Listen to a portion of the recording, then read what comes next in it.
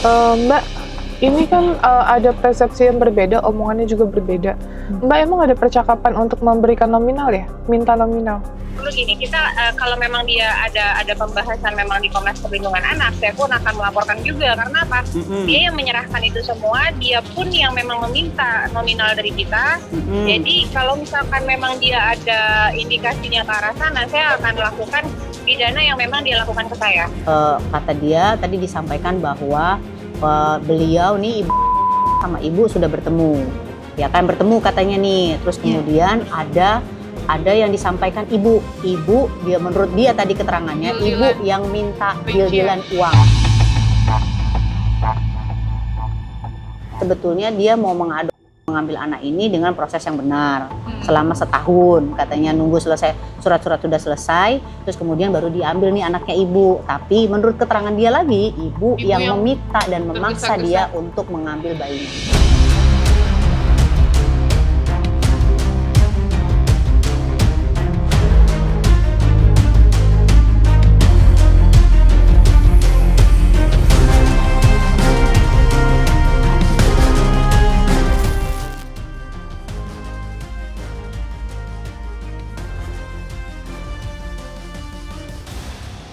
Maksud saya ini kan kita bawa ibunya nih, ibu si bayi ini ada nih kan, biar kan dia yang mengenalin, karena kan dia yang ketemu gitu, dia yang mengenali benar aku seperti apa, maksudnya kita mau tahu nih sebenarnya gitu kan prosesnya kayak gimana sih, karena kan ini kan nggak boleh nih praktek-praktek kayak begini. Kalau memangnya dia mau adopsi, dia harus pakai adopsi benar, cara-caranya benar gitu Bu.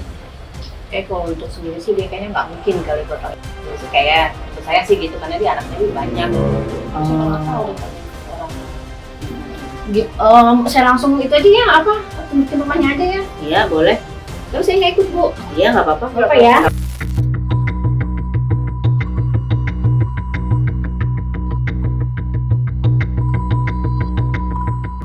Jadi ini ada satu kasus nih Bu ya. Jadi rupanya ada bayi yang diambil sama bayi bulan September kemarin. Oh, itu iya. Kan bukannya dikasih sama orang dari muslim Bu? Di mana itu orangnya? Nggak tahu takkannya Marta deh. Nah itu dia. Nah ini kan maksudnya kan kemarin ibu yang lapor siapa? yang lapor ibu kandungnya, ibu yang punya bayinya. Ya katanya Bu ngaku di TikTok bahwa dia nikah udah 17 tahun, nggak punya, nggak punya anak nanti gitu. Nanti aku bilangin deh. Gitu. Ya, nah makanya saya udah bilang berkali-kali nggak usah urusin teman-teman kayak gitu yang iya, nggak punya anak. Iya, maksud saya kan Ya ini, karena udah yang masuk. Iya, dia udah, karena ini udah ibu kandungnya lapor ke Komnas. Jika saya ketemuin sama si yang ngambil bayinya siapa, nanti saya akan menjelaskan. Ya, jadi prosedur yang baik, yang benar seperti apa supaya nanti yang itu nggak jadi tersangkaan TPPO, tindak pidana perdagangan orang.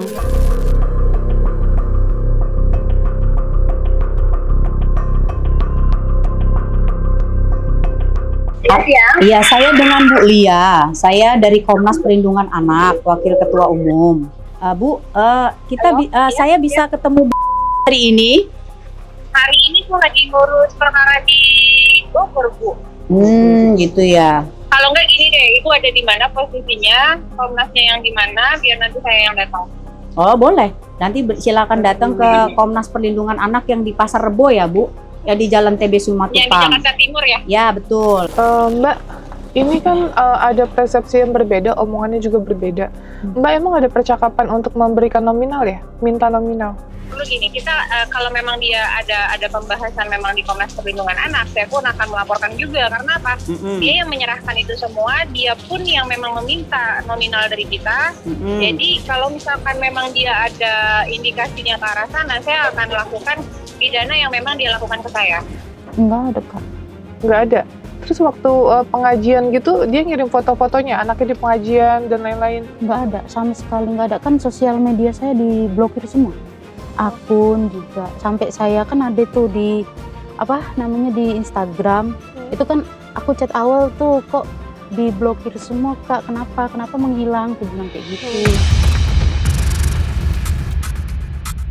Dia bilangnya dikasih info ya, sudah diberikan info. Infonya ke siapa? Ke Mbak katanya, adanya pengajian dan lain-lain. Ini Kak, maaf ya, sedangkan di Instagram dia sendiri yang bilang bahwasanya dia belum pernah tukeran WA sama aku.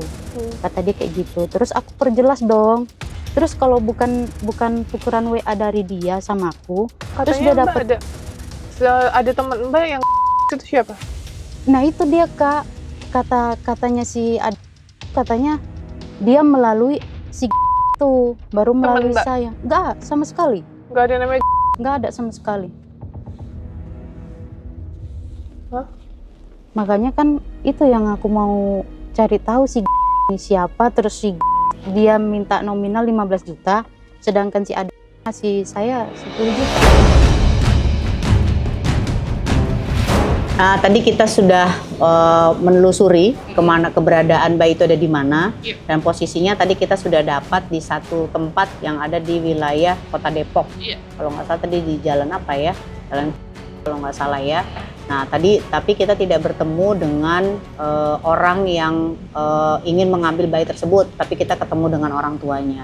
Tapi tadi ada kita sudah sempat telepon ya dengan ibu yang memang mengambil bayi tersebut, tetapi memang inilah yang kita belum klarifikasi nih sama Bu. Jadi yang pertama tadi disampaikan bahwa tadi dia bilang Bu pertama kali menghubungi ibu siapa tadi namanya? Kalau itu dibenarkan ya? Iya, tapi aku nggak tahu awalnya itu nama dia. Aku taunya nama TikToknya itu sekarang diganti jadi. Nah tadi ya, tadi dia namanya ibu. Terus yang kedua kata dia tadi disampaikan bahwa beliau nih ibu sama ibu sudah bertemu, ya kan bertemu katanya nih. Terus kemudian ada yang disampaikan ibu dia menurut dia tadi keterangannya ibu yang minta deal-dealan uang. Deal-dealan. Nah, itu yang diminta deal-dealan uang sebesar 25 juta rupiah. Nah, itu tadi yang disampaikan. Nah, terus yang berikutnya, yang ketiga, bahwa dia tidak memblok nomornya ibu.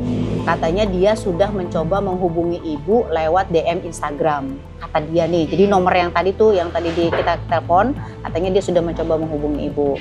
Terus yang berikutnya, bahwa tadi dia bilang bahwa, saya tanya tadi, ini kan yang bilang ibu yang mau nah, ibu yang ngaku bahwa 17 tahun ibu nggak punya anak. Nah, terus tadi dia sampaikan bahwa untuk kliennya. Nah, tadi kalau si ibunya bilang katanya buat adiknya. Ada adiknya, saya nggak tahu adik kandung atau adik apa gitu ya. Nah, terus yang berikutnya itu tadi terus dia bilang yang kelima, dia sudah minta bukti dokumen tentang pernikahan ibu. Nah, tadi dia bilang, dia tadi bilang minta dokumen pernikahan ibu. Nah, terus tapi tadi dia bilang kalau anak itu, ibu mengakui sama dia bahwa anak itu lahir di luar dari pernikahan. Nah, tadi menurut keterangan dia ya, gitu ya. Tapi aku ngaku sama ibunya itu bahwasanya aku nggak mampu untuk membesarkan anak itu karena suami selingkuh. Aku kan nggak mungkin kan Bu bilang bahwasanya anak di luar dari pernikahan atau pelecehan. Aku takut nanti ke depannya. Nah, itu tadi. Nah, makanya kan tadi dia sudah punya argumen sendiri. Nah, tadi terus kemudian dia juga bilang katanya sebetulnya dia mau mengambil anak ini dengan proses yang benar selama setahun. Katanya nunggu selesai surat-surat sudah selesai, terus kemudian baru diambil nih anaknya ibu. Tapi menurut keterangan dia lagi, ibu yang meminta dan memaksa dia untuk mengambil bayinya itu. Nah, jadi makanya kan ini ada statement yang berbeda nih menurut kami ya di Komnas ini melihat bahwa ini ada dua argumentasi yang berbeda. Oke. Mungkin aku ada penambahan ya Bu. Pertama mengenai postingan yang boleh dikasih lihat Mbak sama Bu Lia. Boleh. Dia bilang untuk saya, bukan untuk orang lain. Itu poin pertama. Yang kedua, ternyata pada saat isi di DM itu menjelaskan bahwa saya tidak memiliki anak selama 17 tahun. Nah, tunjukin memang Bu Lia. Terus Mbak Novi? Nah, terus bahwa si ibunya juga tidak mengenal yang namanya karena selama ini yang kenalan cuma antara ibu ini dan pihak sana. Ya, pihak ada yang ngaku namanya pihak namanya bukan. Iya, si ibu. Oke. Gitu. Jadi jelas ini nggak sinkron dengan pernyataan dia ya Bu. Jadi beda nih. Ya kan beda Bu, itu akunnya dia loh. Ini akunnya dia. Akunnya dia. 17 tahun saya nggak punya anak. Jadi kalau dia bilang buat orang lain, kenapa dia menulis story seolah-olah buat saya? Gitu. Itu pertama. Yang kedua sih, kenapa pada saat ada akun lain yang menawarkan, dia mau terima, padahal kan dia udah ambil satu bayi ini. Itu sih yang menurutku agak ini ya, agak ada yang aneh gitu, curiga. Ya ini kan dugaan ya Bu ya. Iya. Karena kalau dia nggak kayak gini juga saya nggak ngubungin Tenopi Bu. Saya pasti percaya kalau anak saya dirawat sama dia. Ya makanya tadi saya bilang, jadi kan anak itu nggak ada sama ibu. Tadi kita datang ke situ, anaknya nggak ada, dan orang tuanya juga mengakui bahwa bayi itu sudah diserahkan ke orang lain. Katanya nggak jauh dari situ. Katanya nggak jauh dari situ tinggalnya. Nah makanya tadi saya bilang besok siang jam 1 ketemu sama saya di Komnas. Saya bilang minta bawa bayinya sama ibu yang mengadu anak itu. Jadi besok Mbak jam 1 datang ke Komnas. Ke Komnas. Nah besok. Ya, jadi nanti sama saya. Nah, saya pengen tahu dia datang atau enggak. Kalau dia nggak datang, saya hubungin lagi, kita datengin lagi tempat rumahnya dia. Dari penyerahan bayi itu, akun aku terus diblokir semua. Ini nomornya dia. Ini nomornya dia. Iya. Sama nggak sama nomor yang tadi dikasih? Kita. Itu nomornya sama nggak sama nomor ini yang dikasih? Ini nomor WA ini masih bisa dihubungin nggak sama Masih ibu? Bu. Masih bisa. Masih. Saya ada bukti chat sekedar untuk ngubungin karena nomor saya udah diblokir semua. Ya kan? Saya pakai WA baru. Nah, ini saya ngubungin Bu. Saya coba Mbak, saya bilang gitu kan. Kenapa tetap masih di ini? Masih direspon sama dia, tapi itu saya nggak bilang bahwasannya itu nomor saya. Tapi kok anehnya dia bilang klien ya Bu? Awalnya keceplosan klien. Memang apapun yang memang saya keluarkan, kalau memang mau kembali ya nggak masalah. Yang penting apapun yang kerugian di dalam saya dan klien, saya akan boomingin di situ. Jadi kita ada bukti rekaman ya nggak? Ada. Direkam. Terus, nah yang masalah ini saya juga baru taunya waktu aku nge-DM dia dari Tapi kenal sama itu kenal? Enggak sama sekali. Karena yang aku tahu, aku DM langsung pun sama si Adi. Jadi nggak ada pihak lain Bu? Kalau dua orang doang. mau cek CCTV Mbak ya, Kak. Bisa Kalau mau cek polisi dulu. Cek CCTV boleh kok di sama di Indo bukan apa namanya? Indo Cipondo. apa? Bukan sih satunya di Cipondo. Ada di situ rekaman kitanya, istilah CCTV. Maksudnya dia datang sendiri?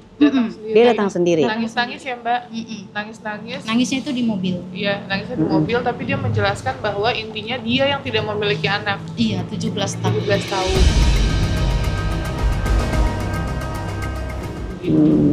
Bisa diminta CCTV-nya kalau kita sudah LP. Makanya tadi aku agak bingung kok dia ngotot duluan Bu gitu, padahal jelas ini kan kita mau mencari titik terang ya Bu ya, terus dia mau melaporkan atas dasar apa gitu. Dia penadah, dia juga bisa kena dong Bu. Iyalah, oh berat dia kenanya. Iya berat kenanya. Nah terus Mbak jelasin juga sama Bu Lia nih, kan ada penjelasan bahwa Mbak menerima 10 juta. Nah coba buktinya mana Mbak, dikeluarin. Ini ada. Itu buktinya ditransfer atau di cash? Ditransfer ke dia. Rinciannya coba keluarin rinciannya dulu. semua. Jadi gini Bu, mohon maaf ya, harus dijelaskan juga nggak apa-apa ya Mbak. Jadi si ibu sakit. Ibunya siapa? Aku. Oh, iya. Tertular sama bayinya Bu. Bayinya dirawat karena itu kan keluar dari BPJS. Anaknya ini kan gak ada BPJS Bu. Dirawat 10 hari ya? Iya, seminggu lah. Seminggu kurang lebih. Ini semua ada. Aku kirim ke Nanti di print ya. Ini minta tolong di print biar nanti besok pada saat jadi rapi. Jadi gini, pada saat proses pengenalan ya kan, chatnya di print, terus kemudian pada saat kemudian ada misal ketemu nih janjian nih kita di Cipondo ini itu di print. Nah pada saat pembuktian transfer ini juga di print. Jadi besok saya pada saat mau ke ibu ini saya jelas semuanya, bukti-buktinya itu ada gitu kan. Nah, jadi supaya dia nggak menyangka lagi ya. Terus balik lagi nih ya rincian Bu. pada saat anaknya dirawat selama 7 hari, totalnya 5 jutaan ya Mbak? 4 juta. Iya 4 juta sekian kan? 4 juta sekian. Nah itu ada buktinya semua Bu. Jadi bukan 10 juta itu biaya untuk si ibunya, enggak. Jadi selama pemulihan si ibu gitu, terus ditambah susu ya Mbak, susunya spek khusus ya? Susunya dokternya minta itu pregistimil karena kan kondisi bayi kan waktu itu kurang ya? Iya. Dehidrasi? Enggak sih, pernapasannya cepet. Pernapasan cepet karena banyak minum ketuban dan ada indikasi tadi Kak.